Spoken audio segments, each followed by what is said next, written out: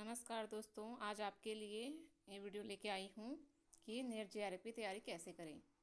बहुत से विद्यार्थी नए होते हैं या जो एग्ज़ाम दिला चुके होते हैं, उनको इस एग्ज़ाम से संबंधित समझ में नहीं आता कि हम लोग कहाँ से तैयारी करें, कैसे करें, कितना टाइम दें, पेपर फर्स्ट को कब पढ़ें या पेपर सेकंड को कब पढ़ें। तो उसके लिए मैं आप लोगों के लिए एक वीडियो बना के लाई हूँ जो आपके लिए बहुत ही फ़ायदेमंद होने वाला है। तो आप लोग मेरी बात को ध्यान से सुनिए और फॉलो करते चलिए, या तो फिर आप लोग लिख भी सकते हैं। तो पहला स्टेप आप लोगों को करना है कि सबसे पहले तो हमारे पास सिलेबस होगा। पहले आप सिलेबस रखिए सामने, ठीक। फिर टॉपिक की लिस्ट बनाइए। टॉपिक की लिस्ट कहने का मतलब कि सिलेबस, और ऐसा लिस्ट बनाइए पी क्यू के आधार पे, जैसे पी वाई क्यू होता है ना, पी वाई क्यू के आधार पे आप लिस्ट बनाइए, यानी कि जहाँ से क्वेश्चन ज़्यादा पूछा जाता है। क्योंकि सिलेबस तो बहुत सारे हैं, लेकिन कुछ सिलेबस ऐसे हैं जहाँ से क्वेश्चन नहीं बनते बिल्कुल, और कुछ सिलेबस ऐसे हैं जहाँ से क्वेश्चन बहुत बनते हैं। तो आप पी वाई क्यू के आधार पे मतलब सिलेबस तैयार कीजिए।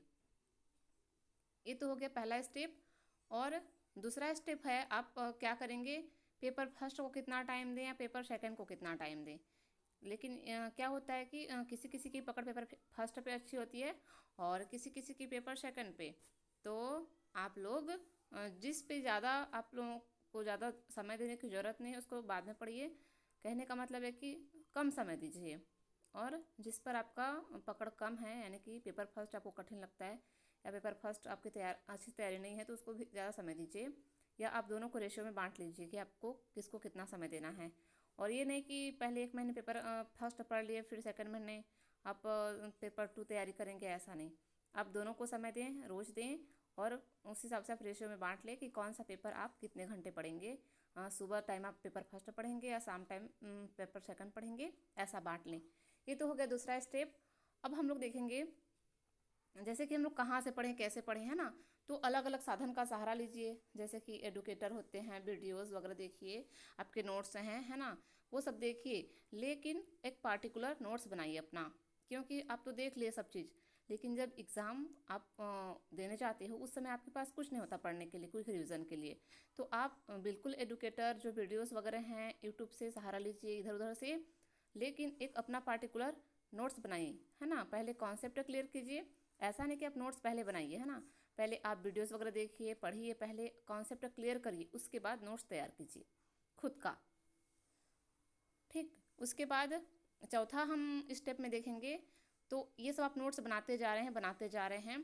तो हर सप्ताह आपने जितना नोट्स बनाया है उसका रिवीजन ज़रूरी है, ठीक। और आप जब रिवीजन कर रहे हो उसके बाद ये देखिए कि आप क्या भूलने वाली चीज़ है ना।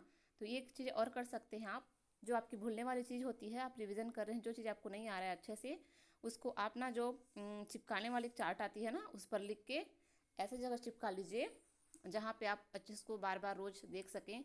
या तो आप आईने पे भी चिपका सकते हैं ना। तो रोज़ उसको 5 मिनट वॉच करिए, तो वो क्लियर हो जाएगा। जैसे कि सन वाले होते हैं बहुत सारे, पेपर फर्स्ट में बहुत सारे एक्ट होते हैं, तो ये सब याद नहीं होते, तो आप इसको चिपका लीजिए कहीं पे जहाँ पे आपका नज़र बार बार जाता है, ठीक है दोस्तों।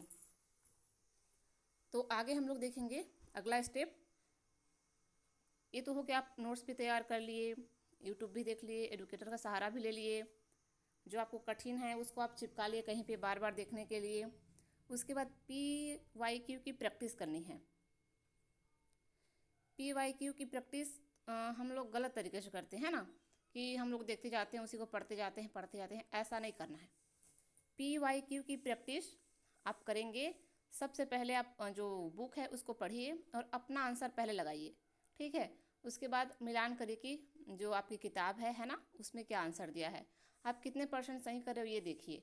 उसके बाद आपको पता चलेगा कि आप कहाँ पे कितना गलती कर रहे हैं, ठीक है। और जो टॉपिक या तो आप 90% 80% है ना, या 70% सही कर रहे हैं, 30% गलत कर रहे हैं, पी वाई क्यू लगा रहे हैं, तो आप उसको क्या करेंगे, फिर से जहाँ पे आपकी कमजोरी है, जहाँ से आपका प्रश्न नहीं बना है, वो टॉपिक को फिर से क्लियर करिए, पढ़िए अच्छे से, फिर पी वाई क्यू कीजिए। तब आपका जो 70% था वो 80% हो जाएगा। ऐसे करते करते सुधारिए, ठीक है। उसके बाद ठीक, ये देख लीजिए।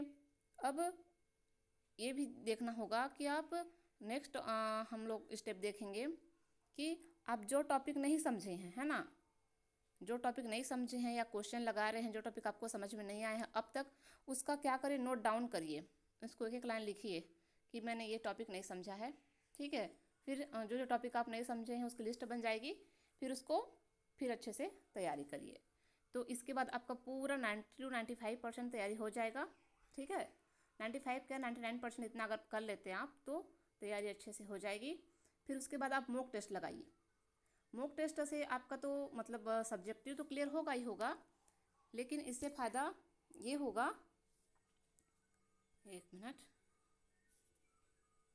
हाँ हाँ, मॉक टेस्ट लगाएंगे तो आपका फ़ायदा तो ये होगा कि आप सब्जेक्टिव तो पूरा अच्छे से कर लेंगे, लेकिन साथ में टाइम के अकॉर्डिंग आप कैसे मैनेजमेंट कर पा रहे हैं, कैसे कितने टाइम में कितना क्वेश्चन सॉल्व कर रहे हैं ना, ये आपको बहुत अच्छे से समझ में आ जाएगा। ठीक, इसमें समय मैनेजमेंट होता है मॉक टेस्ट लगाने से। अब उसके बाद एक चीज़ और मैं बताना चाहूँगी, जैसे कि हम लोग पढ़ना शुरू करते हैं तो जो कठिन लगता है हम लोग उसको पहले पढ़ते हैं, तो ऐसा नहीं करना है। मतलब जो टॉपिक आपके लिए सरल है वहाँ से पढ़ना शुरू करें, उसको कॉन्सेप्ट क्लियर करते जाएं, उसके बाद कठिन की ओर बढ़ें, तो निश्चित ही आप नेट जेआरएफ को पा सकेंगे दोस्तों। और मेरा आइडिया कैसा लगा आप लोग ज़रूर बताइएगा और बिल्कुल फॉलो कीजिएगा, बहुत ही फ़ायदेमंद है।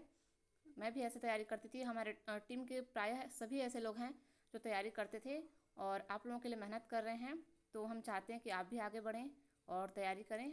यह जो हमारा टीम है आप सभी के लिए समर्पित है दोस्तों, तो आप लोग भी अच्छे से तैयारी करें। धन्यवाद।